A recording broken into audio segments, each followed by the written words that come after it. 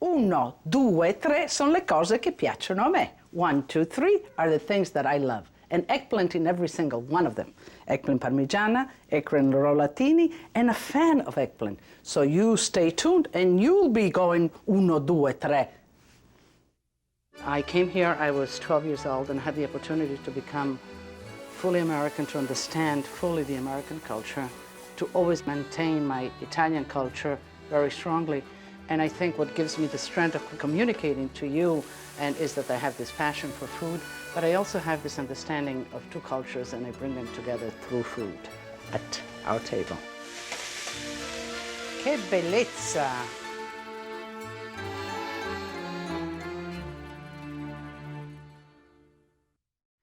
Let me show you how to prep the eggplant for these glorious dishes. A nice firm eggplant, as I said before. Cut the tip and the base. And I like the skin on my eggplants, but sometimes it is a little tough. So peel part of it away, just maybe a little part of it, and leave some of it, or even with the, and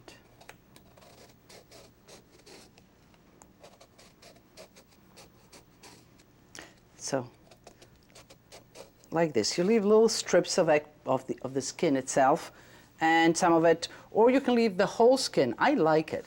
Some people find it tough. The dishes that we are going to prepare are eggplant parmigiana and eggplant rollatini. I'm sure that you've had it many a times, the Italian-American restaurants. It is, but this is a true Italian culture of the eggplant parmigiana and the eggplant rollatini stuffed. Meat, Sorrentina has a piece of eggplant on top of it. So the use of eggplant is endless in the Italian cuisine. Let's start. Let's see. I like to cut my eggplant the long way, especially for the rollatini you need to, because you're going to be rolling. But even the parmigiana sort of covers more space. And the first one is usually, for the rollatini, let's cut it a little bit thinner. For the parmigiana, a little thicker.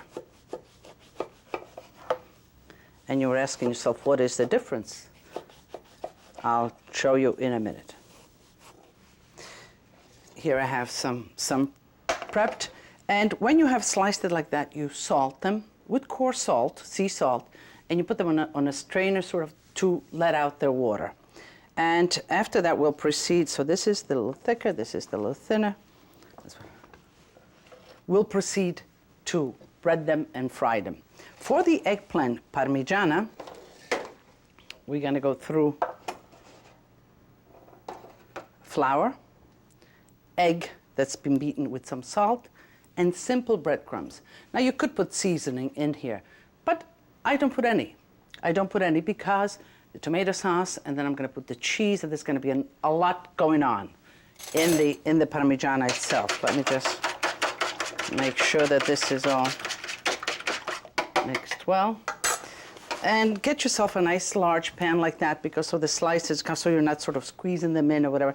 And this sort of step from one to the other prevents dripping all over right into the pan. What I have a hot pan here with vegetable oil. I'm going to add a little bit of olive oil just to give it some flavor. And let's begin for the eggplant parmigiana. Let me just pat them a little bit because they're still releasing their water. Okay. Flour and egg. Once you get into the egg, you get your fingers all dirty. So get all of this done. And we'll do for the rollatini too. I'll put them on the side here so I know which one is which. You see, it's quite wet. Let me dry the eggplant out.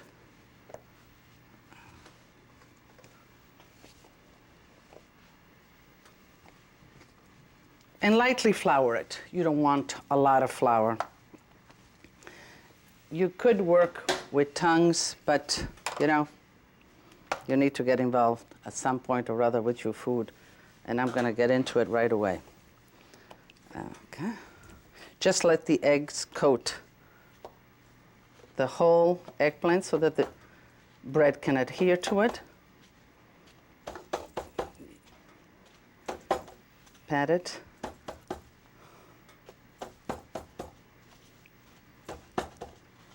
Okay.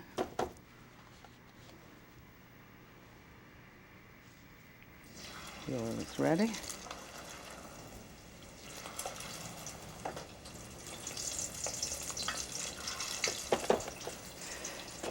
We used to eat eggplant just like that, a meal, breaded and fried.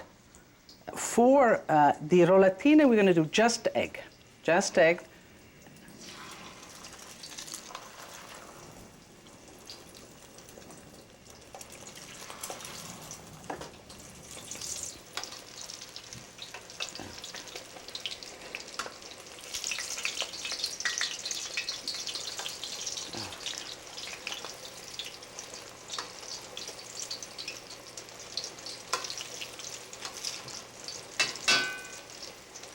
Okay. You want it nice and crisp and golden. And do put them on a towel to drain. Now, could you make eggplant parmigiana without the bread and just with the egg? Yes, yes, you could. You don't have the same, in a sense, maybe crunchiness and consistency, but you can do it just as well.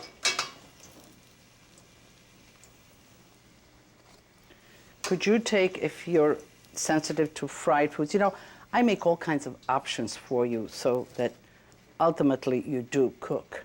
And I am in touch and concerned about all the health issues because, after all, we want to eat, we want to enjoy life, but we want to be healthy to do that. But let me tell you, the one word is moderation. I think, as my dear friend Julia Child always says, everything in moderation, but it is absolutely true in life for everything, but especially for food. Don't deprive yourself of wonderful flavors because it doesn't make sense because it's fried. Have it periodically and don't have as much of it, but put it in your repertoire. But let's say that you like eggplant and you like eggplant parmigiana and you want to have it once or twice a week and you don't want to always fry it. You can take a sheet pan, oil it, and put the slices of eggplant on the sheet pan and bake them in the oven. Make sure that you don't overcook them, that you don't overbake them because they'll bake again. They won't be as tasty. You won't have the complexity or the crunchiness of an eggplant parmigiana when you bite into it, that the eggplant has, that the bread gives it that sort of that firmness. If you roast it first in the oven, it'll be a little softer, but it'll be just as good. It will be a good option if you really are very conscious about that. But that once when you really want to do it this way. Well, I think that the sauce is ready. We have the eggplant, so we're ready to assemble the eggplant parmigiana. Get yourself a nice casserole or a baking pan. Something is nice because this dish, you can portion it in a plate, but the nice thing is to serve it on the table in the baking pan, that you put it in the oven. So choose a nice one. And we'll just line a little bit on the base with the sauce. A little Parmigiano Reggiano, that wonderful cheese.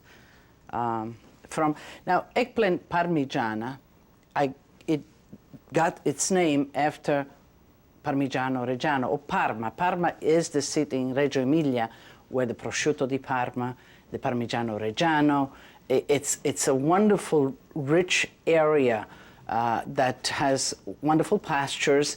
It is right under the Apennini, which is the chain of mountains that go down Italy. The Alps cross it on the top, and the Apennini come down the center.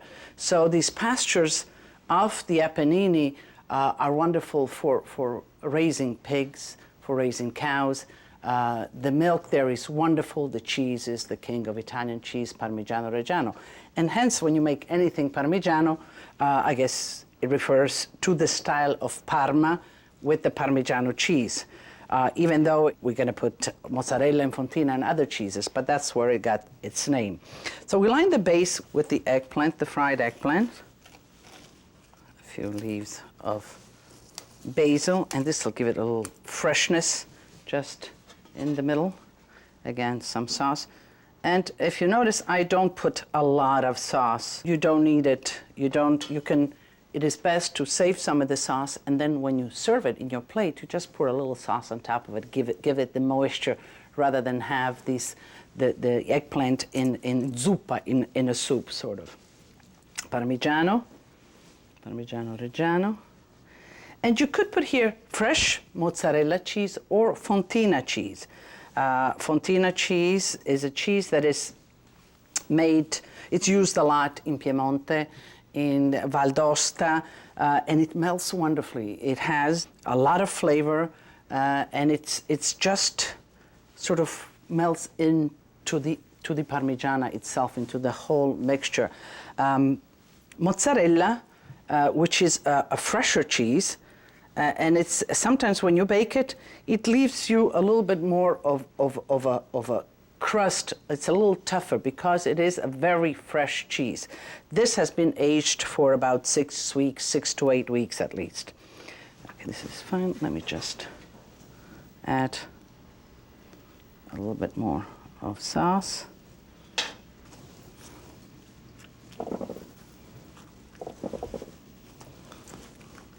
Press it down. Some more sauce.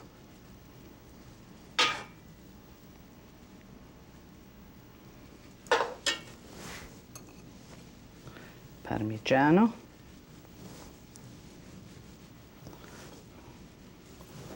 Fontina.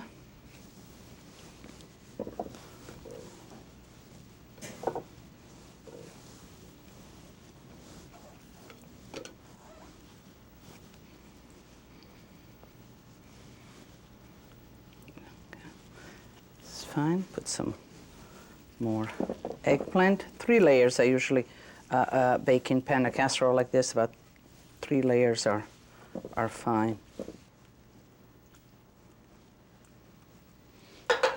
Put some more of the basil, the freshness of basil.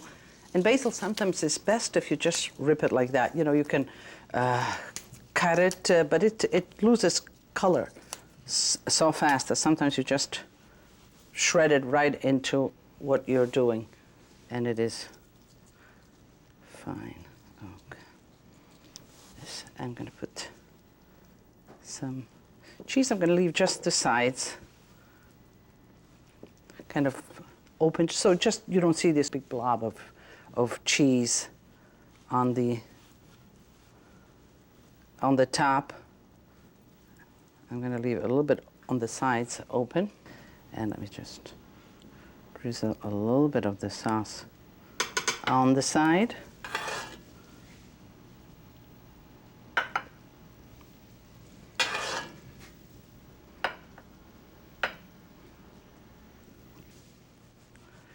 And Parmigiano.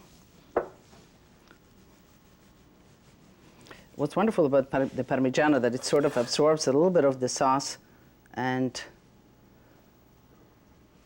into it. You see it's beginning of it, and that really gives it a lot of good flavor. We'll cover it with, and again, you want it sort of high. You don't want to press into it. You want to give it space. You don't want the cheese to stick to the. I'm holding it just so I can make the holes, so it doesn't really press against the cheese. And you put it in a 400-degree hot oven for about 30 minutes. Because everything is cooked, you just want it to amalgamate together.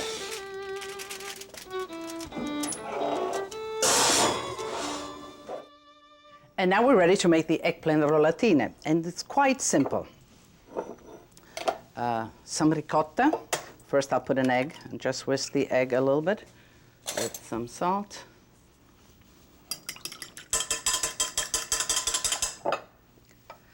drain the ricotta because the ricotta sometimes has a lot of water, and what you want the curds of the ricotta. You don't want this loose. Actually, there's a lot here. Let me just take, this is fine.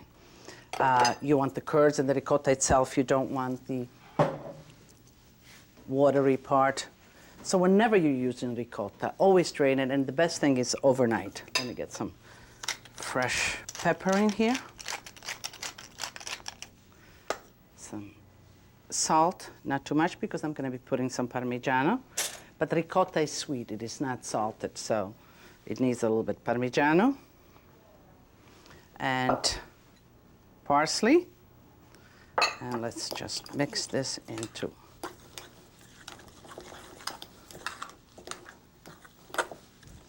Now I'm going to put a stick of fresh mozzarella in the center, but you could make cubes and put them right in here. Could you put raisins in here? Could you put pignoli nuts? Could you put some prosciutto? Yes, you can do all of those and change it to a flavor that you like. But I wanted to show you the basic, the simplest, and I kind of like it this way. Now we still have the tomato sauce that we made for the eggplant parmigiana. Just line the base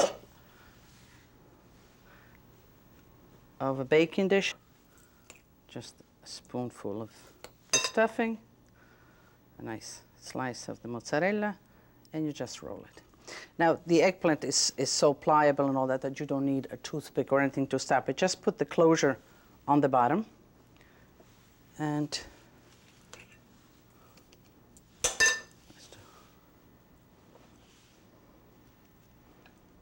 did I put a little too much? Yeah. I don't usually like too much stuffings in anything. You know, just enough. Yeah, this is perfect. The eggplant rollatini was always part of the hot antipasto that you remember in the Italian on the Italian-American menus a while back. You know, I opened my first restaurant in 1971. And all of this food I learned actually with the chef next to my side that was cooking this kind of food. I was not cooking veal parmigiana, or neither was I eating it at home the way it is cooked now and the way I'm showing it to you. It is a culture, a cuisine that I sort of learned once I came to the United States and opened my own restaurant. And that was the Italian cuisine of the times. I'm talking about the 70s. And I was a little perplexed by it. But let me tell you, it's a wonderful flavors in this cuisine. And the Americans relate so much to this cuisine because I think that it is the cuisine of the immigrants, of adaptation. And the Americans first got introduced to this cuisine, and then the authentic Italian cuisine sort of followed. So it was, in a sense, the first Italian cuisine that they experienced. And you know, there's a saying in Italian that says, you know, il primo amore non si scorda mai, the first love you never forget. So I think that in America, this is the relationship with this kind of Italian food that Americans still associate and love this kind of Italian food. And even though they travel and the food of Italy, of contemporary Italy, of Italy today, of regional Italy is prevalent, and it is the right way sort of to represent Italy, this kind of food is very much loved by the Americans, and I think it really is part of the Americana. So, now, I'm not going to put mozzarella or anything on top of it. This is fine just the way it is. I'm going to put maybe a little bit of basil, just to give it that really fresh flavor. I am going to cover it with foil paper, and you put it in a hot oven, about 375 degrees. This should cook in about 20-25 minutes. It'll be nice and bubbly. Everything is cooked, basically, the ricotta. The egg has to cook in there, sort of really tighten up the ricotta.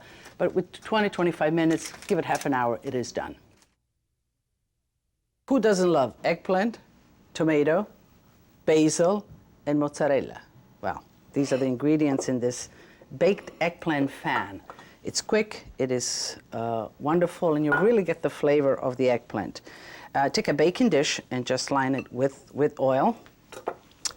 An eggplant, a nice firm eggplant, and a smaller size. You don't want a very big eggplant. You leave everything on, and you fan it. Just leave it attached at the tip. Just fan it and make cuttings right out.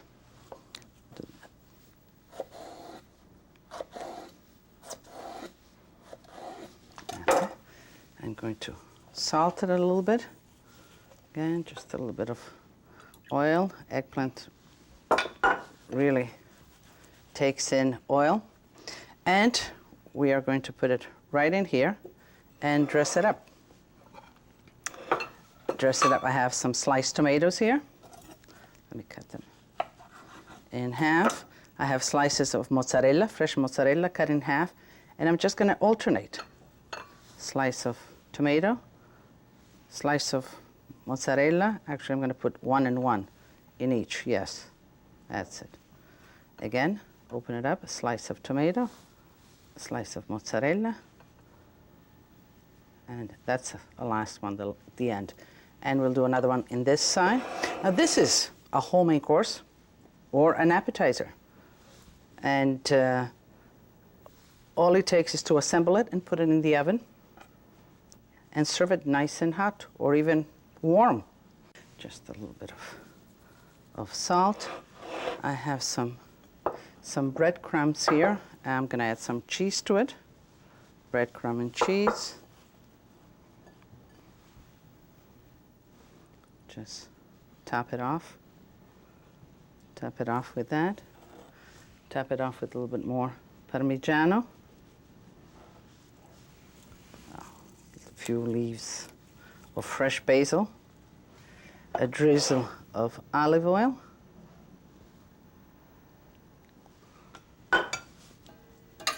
Some tomato sauce. You could even bake it without tomato sauce, or you can use canned, even whatever, if you do not want to go through making a tomato sauce. But making a tomato sauce is not really a major undertaking. But do give it some liquid, maybe a little stock if you don't have tomato sauce or if you don't want to use it. We'll cover it with foil paper, and we'll bake it in a hot oven, 425 degrees, for about half an hour. Remove the foil paper about 20 minutes into the bacon so that you get a nice crust. Let's just make some breathing holes here and set it in the oven. As simple as that. Well, the eggplant has been resting for a while here, and I guess this wonderful aroma of cheese and tomato wafting through the street brought my son, Joseph here, the resident wine master and maker. Now, Joe, these are wonderful flavors. Okay, first things first. These are wonderful flavors of tomatoes and cheese and all that. What kind of wine did you choose for us? Well, today I thought we would drink Refosco, which is a wine that's indigenous to the region of Friuli, Venezia Giulia. And it's a high-acid wine, very food-friendly. We thought it'd be great to kind of go cut the fat of the cheese and the ricotta with the eggplant. Great, I think it's a great choice. Refosco is one of my favorites. It's very fruity, very, very nice. So let's taste a little bit. Let's taste the eggplant parmigiana. And this, by the way, happens to be one of your favorites, too. All-time favorites. It's better to heat it up on the second day out of the refrigerator. Oh, yeah, you like it? Tastes even better. You like it? Oh, it's great. You know, I wish you could be here with us. It's mellow and it's cheesy and the eggplant is sweet. And let's taste it with wine. I think it's perfect. A lot of fruit to the wine, a lot of complexity, almost velvetiness to the eggplant, huh? Perfect. Perfect combination. So, Joe, what do we say at our house? Tutti a tavola a mangiare e bere. Assolutamente. Cin cin.